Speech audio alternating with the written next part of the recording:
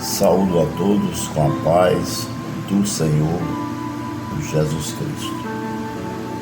Em primeiro lugar, meu bom dia a todos. Dizer que vocês é muito bem-vindo ao meu canal. Hoje vamos trazer um estudo que se encontra no livro de Efésios, capítulo de número 10, capítulo de número 6, versículo de número 10. Fala sobre a armadura de Deus, né? Fala sobre a armadura de Deus, recomendada pelo cristão. O apóstolo Paulo fazendo uma analogia, né, com a nossa vida cristã, né, com a armadura de Deus, com a armadura, né, com o objeto, né, com a roupa, né, com a vestimenta chamada armadura. A armadura, ela protege o nosso corpo exterior. Então, ela é dividida em algumas partes. E o apóstolo Paulo aproveita e pega a armadura e faz uma analogia, né, com a nossa vida cristã, como nós devemos nos vestir espiritualmente para estar livre contra as astutas ciladas do diabo. Pois bem, Efésios capítulo 6, versículo de número 10 diante, tema: a armadura de Deus. Finalmente fortaleçam-se no Senhor e no seu poder, vistam toda a armadura de Deus para poderem ficarem firmes contra as ciladas do diabo. Amém? Pois bem, a primeira coisa que a gente vai procurar entender aqui é o que é uma armadura, né? A armadura era uma vestimenta usada em guerra, né? Usadas em guerra, né? Elas são divididas em várias partes, né? Capacete, peitoral, espada, escudo, né? Enfim, nós vamos falar sobre cada uma delas, né? Um exemplo muito nítido, que deixa mais claro o que é a armadura, é que Davi, quando foi lutar com o gigante Golias, ele não quis vestir a armadura. Ele achou que a armadura era muito pesada, que não ia dar certo, né? Não ia dar certo para ele vestir aquele negócio. Ele não se sentiu à vontade com a armadura, entendeu? Então aquilo ali é uma armadura. E o rei deu a ele, o rei Saul deu a ele para que ele vestisse, mas ele não aceitou, ele não quis. Davi não quis a armadura, entendeu? Então, o seguinte, a armadura, ela é um objeto. É aquela armadura que Davi queria vestir, era um objeto. Ela não tem poder algum. O poder está em Deus. O poder está em Deus. A armadura defende o homem em guerras, né? Para que ele não venha sofrer golpes em lugares perigosos que pode levar à morte. Então, a armadura ajuda a proteger. Em uma guerra é necessário usar a armadura. Agora, trazendo para o lado espiritual, aí no caso, são o quê? É a proteção de Deus, que significa essa armadura. Aí a Bíblia diz, né? Finalmente, fortaleça-se no Senhor e no seu poder. Amém? Vistam toda a armadura de Deus para poderem ficar firmes contra as ciladas do diabo, né? Aí no caso aí, essa palavra aí, diabo, né? As pessoas sempre falam, é o diabo, é isso, aquilo e tal, né? Mas na realidade o diabo tem vários nomes, né? Existem vários nomes. E o diabo, ele surgiu logo no início, ele se tornou conhecido, foi lá no Jardim do Éden, né? Personificado na serpente. A Bíblia diz que a serpente personificada é diabo, ela enganou Ela torceu o versículo bíblico e enganou a Eva. E Eva, depois de ser enganada e comido do fruto, deu ao seu esposo. Entendeu? Ou seja, quando Eva caiu, quando Adão pecou, o diabo já tinha caído. Essa é a realidade. Nós temos certeza disso. Não sabemos quanto tempo tinha, qual foi a data, e a Bíblia não nos dá isso, não nos dá essa certeza. Mas nós temos certeza de uma coisa, que quando Adão caiu e quando Adão pecou, o diabo já tinha caído. Lúcifer já tinha sido expulso do céu. Entendeu? E aí o diabo personificou-se na serpente, a serpente personificou-se no diabo e estava no jardim do Éden, né? E ali ela enganou a mulher, que é a parte mais frágil, né? A mulher aí foi a parte mais frágil. Veja que ela não foi direto em Adão, ela foi direto na mulher, né? A serpente. E torcendo o versículo bíblico, né? Torcendo o versículo bíblico, ela consegue enganar. Ela consegue enganar. E ela consegue fazer com que o seu esposo, Adão, coma. E aí surgiu o pecado que começou no jardim do Éden. A inocência começou no jardim do Éden. O pecado também começou lá no jardim do Éden, né? Quando tratamos das coisas terrenas, né?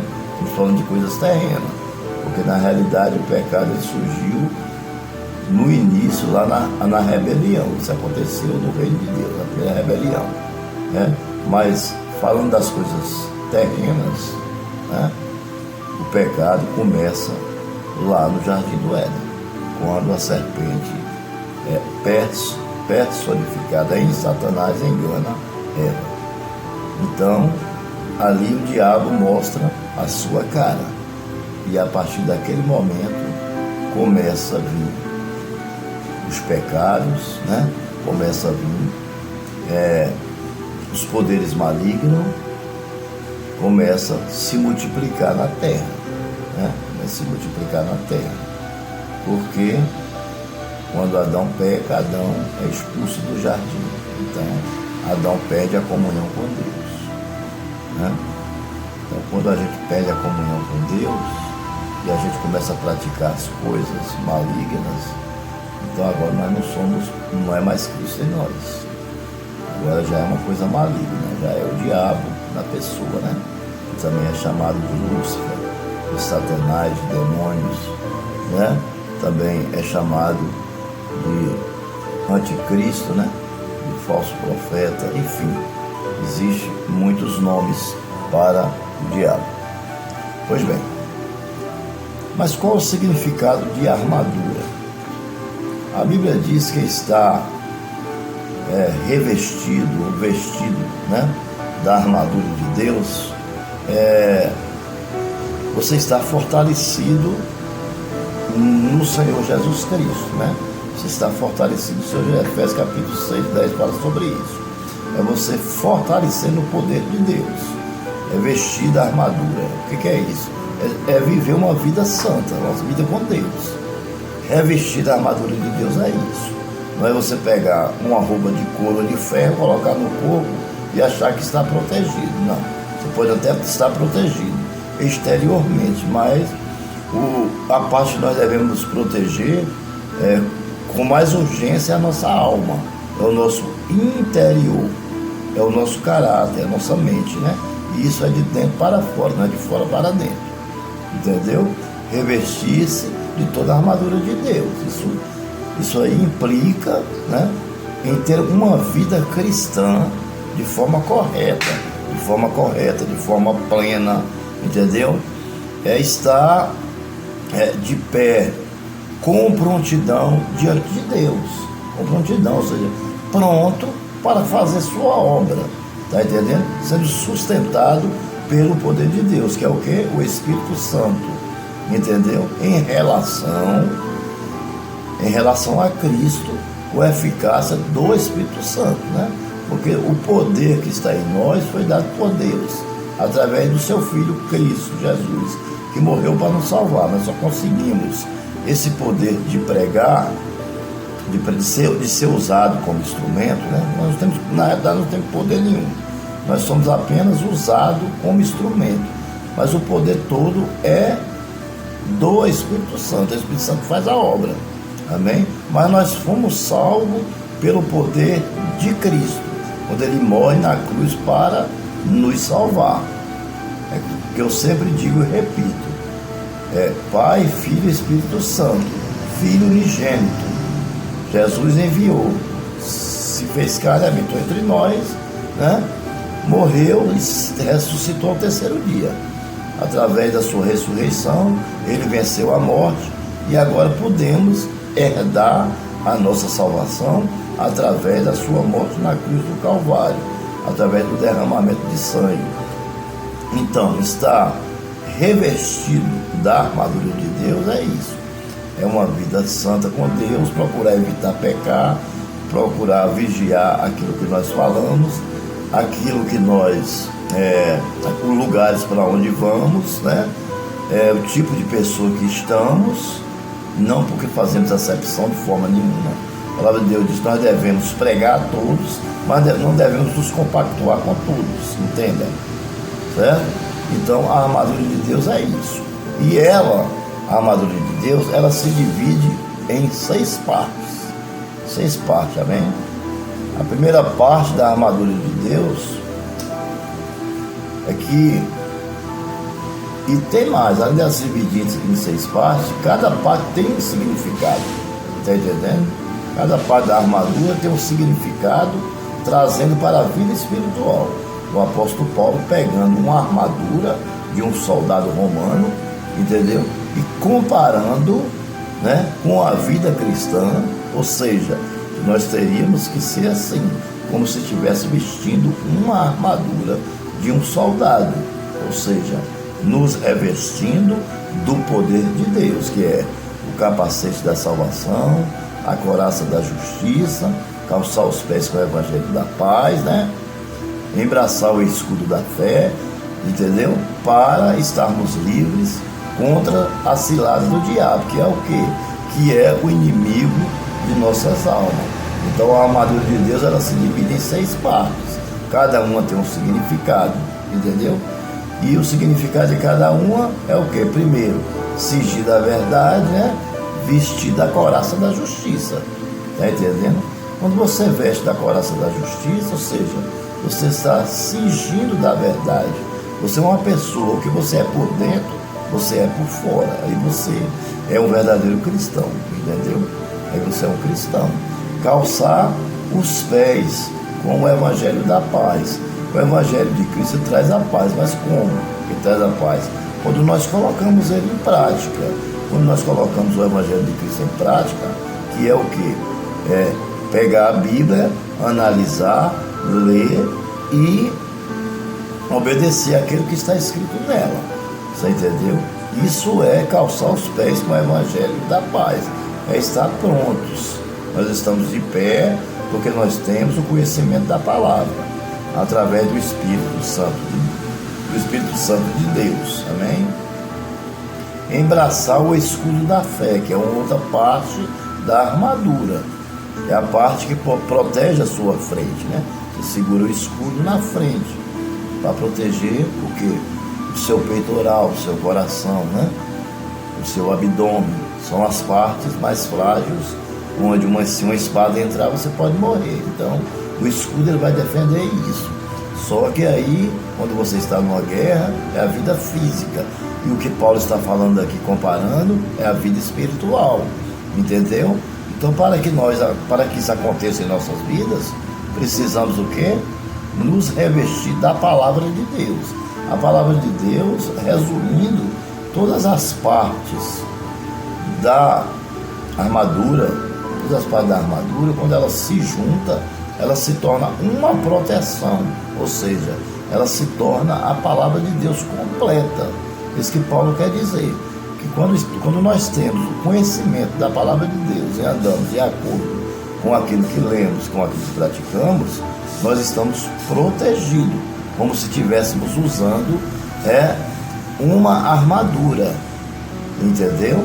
Uma armadura, só que não é uma armadura física, né? É uma armadura espiritual, é a palavra de Deus.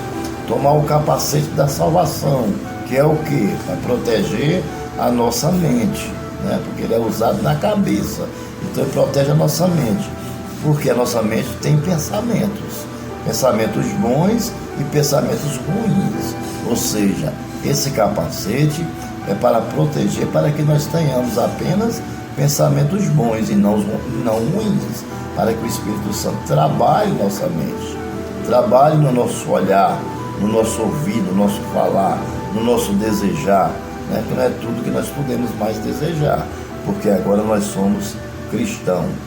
E tomar a espada do Espírito, a espada do Espírito, que é a palavra de Deus, amém?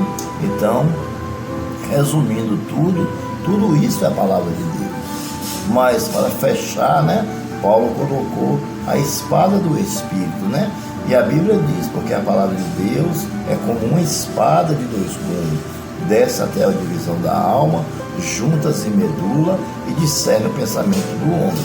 Essa aí é a espada do Espírito, que penetra dentro de nós e que muda o nosso jeito de viver, o nosso jeito de agir, a nossa forma de falar, a nossa forma de se educar, a nossa forma de tratar o nosso próximo, a nossa forma de respeitar o nosso próximo, a nossa forma de considerar o nosso próximo, entendeu? Está entendendo? Você não pode chegar para o seu próximo de uma forma grosseira, se chegar, ter a humildade de pedir perdão, entendeu? Porque se você não for assim, então você não tem nada disso, você não tem sapato do Evangelho, você não tem escudo da fé, você não tem capacete da salvação, você não tem couraça da justiça, você não tem nada, você não tem a espada, você não tem nada, você tem, mas não está sabendo usar, entendeu? Porque Deus nos dá a todos, todo mundo tem uma Bíblia dentro de casa, não tem? Então tudo isso é baseado na palavra de Deus. Agora, você não está sabendo usar o que você tem, você está apenas observando, não pode só observar, tem que observar e praticá-lo, amém? Observar e praticá-lo. Pois bem, vamos para o versículo de número 12. Pois a nossa luta não é contra pessoas, ou contra carne e espírito, que dá no mesmo, contra pessoas, mas contra os poderes e autoridades, contra os dominadores deste mundo de trevas, contra as forças espirituais do mal nas regiões celestiais. Então veja só, nós não podemos lutar contra o nosso irmão, está entendendo? É viver brigando contra o nosso irmão. Isso não quer dizer que nós vamos também deixar o nosso irmão à vontade, fazer o que quiser com a gente. Não, existem leis para cuidar disso. A gente não precisa fazer isso. A gente não precisa agir com nossas próprias mãos. A gente não precisa matar ninguém, não precisa colocar vingança no nosso coração. A gente não precisa colocar maldade no nosso coração. A gente não precisa perseguir ninguém. Não precisa. Está entendendo? Em primeiro lugar, você tem que entregar tudo a Deus. Entrega a Ele, né? E descansa que Ele vai agir.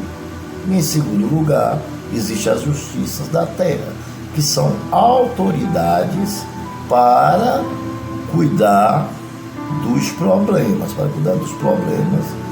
que se tem coisa que Deus faz e tem coisa que Deus usa o homem para fazer, tanto nas leis quanto na medicina, entendeu? Aí a Bíblia diz que o nosso poder não é contra as pessoas, mas é contra os poderes e autoridades, contra os dominadores deste mundo de treva. Essas autoridades aí são as autoridades demoníacas, que está na potestade do ar, que é os dominadores deste mundo de trevas, que é o diabo, o demônio, certo? Que é Satanás. Ele tem o seu principado, Veja que o próprio Paulo escreve, essas palavras são palavras ditas por Jesus, que o diabo, ele é o príncipe desse mundo, ou seja, ele tem um principado, você entendeu? Ele domina aí, ó, contra as autoridades, contra os dominadores deste mundo de treva. Esse mundo de treva é dominado por ele. Por quê? Porque Deus prendeu ele no espaço, e essa aí é o mundo dele, é o mundo das trevas, e essa parte aí ele domina, porque ele é um príncipe do mal, mas ele é um príncipe, entendeu? Ele não é um príncipe do bem, ele é o príncipe do mal, mas não deixa de ser príncipe. Ele tem o seu principado, não é um principado do bem, mas é um principado, você entendeu? Principado significa o lugar onde tem um príncipe que reina naquele lugar. É a mesma coisa de reino, né? Reino é o lugar onde tem um rei que reina naquele lugar. Existem os reinos terrenos, né? Onde os reis governam. E existe o reino de Deus, que é onde só Deus governa. Esse é só de Deus e daqueles que resistiu o diabo, né? Que resistiu os poderes da autoridade contra os dominadores deste mundo de trevas, que é o diabo, contra as forças espirituais do mal nas regiões celestiais. Como é que nós vamos lutar contra isso? Vamos pegar uma faca, uma revólver, uma 765, vamos sair atirando? Não, de jeito nenhum. Essas forças são espirituais, só se combate com coisas espirituais. Então, qual é a arma que eu uso para combater? Existem 3 armas importantes que você pode usar para combater o diabo na sua vida, né? As forças do mal na sua vida. Em primeiro lugar, a leitura da palavra de Deus com o entendimento e com a obediência. Se você só ler, não adianta. Vou deixar aberto o Salmo 91, o Salmo 23, não faça isso não, está perdendo seu tempo. Você tem que abrir a Bíblia, ler e entender, e obedecer o que ela diz. Se você lê na Bíblia que é pecado roubar, mas você rouba, então você não está obedecendo. Se você lê na Bíblia que é pecado você ofender o seu próximo, mas você ofende, então você não está vivendo de acordo com a palavra de Deus. Então você tem que ler e tem que obedecer. Se você lê na Bíblia que é pecado se prostituir e você se prostitui, então você está errado, entendeu? Você precisa pedir perdão a Deus e mudar a sua vida, se converter de novo. Infelizmente é isso, está entendendo? Essa é a primeira arma que nós devemos usar para combater o diabo, a palavra de Deus, né? Que é o Evangelho do Espírito, amém? É o Evangelho do Espírito, né? Que é a palavra de Deus, que é as boas novas, né? Que tem poder para libertar, para salvar. Em segundo lugar, a oração. A oração é muito importante, a oração. Por quê? Porque quando você ora, você fala diretamente com Deus. É uma conversa. A oração significa isso, uma conversa com Deus. Só existe uma oração que também é uma conversa com Deus, mas essa conversa ele já deixou escrita, que é o Pai Nosso. Mas as demais orações não, são pedidos nossos a Deus, são súplicas nossas a Deus, né? E são agradecimentos nossos a Deus, amém? Essa é a oração, é uma conversa com Deus. Você entrou no seu quarto, você fechou lá a porta, sentou, ajoelhou, ficou em pé, e você começa a conversar com o seu Pai, que é Jesus Cristo, que é Deus. Ele vai te ouvir e ele vai liberar a sua bênção, dar o livramento, curar, alguma coisa ele vai fazer de acordo com aquilo que você está suplicando a ele, pedindo a ele. Se ele achar que você merece, ele vai dispensar a bênção. Se você não merece naquele momento, mas essa bênção é para mais para frente, então você vai ter que esperar, porque Deus não pode ensinar ele a trabalhar, ele só dá na hora dele, entendeu? 13. Por isto vistam toda a armadura de Deus, toda, completa. A armadura não pode ser pela metade, entendeu? Você tem que vestir a armadura completa de Deus, né? Todas as peças da armadura têm que estar em você. Amém? A palavra, a oração e o jejum. O jejum é a terceira coisa importante para nossas vidas. Palavra de Deus, oração e jejum. Isso é o suficiente. Isso é as armaduras que vai lhe livrar. Por quê? Mas eu não tenho que ser humilde, sim. A palavra de Deus traz humildade. As outras coisas são a consequência da palavra. Porque todas as outras coisas, que podemos chamar até de frutos do Espírito, está na Bíblia. E quando nós exercitamos a nossa fé através da leitura da palavra, da oração e do jejum, as outras coisas a Bíblia te ensina a fazer. Amém? Que é ser humilde, ser amável, né? Entendeu? E muitas outras coisas. Depois você dá uma pesquisadinha sobre os frutos do Espírito. Amém? Pois é, então, por isso vista toda a armadura de Deus, para que possais resistir no dia mau e permanecer inabalável, depois de terem feito tudo. Amém?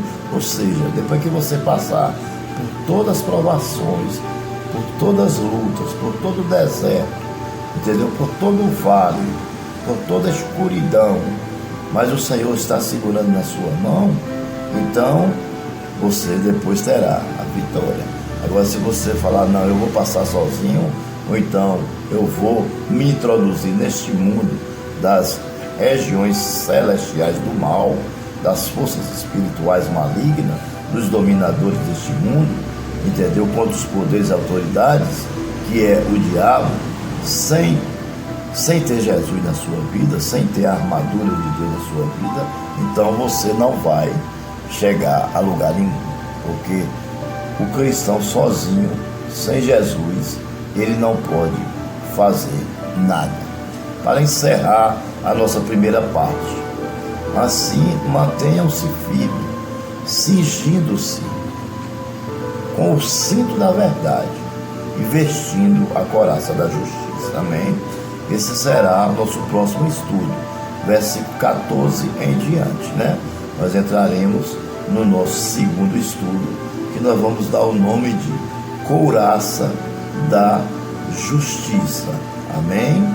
A primeira vai se chamar armadura de Deus, o próximo couraça da justiça, e assim sucessivamente. Tudo está ligado à mesma coisa, mas vamos mudar os temas, né? Mudar os temas.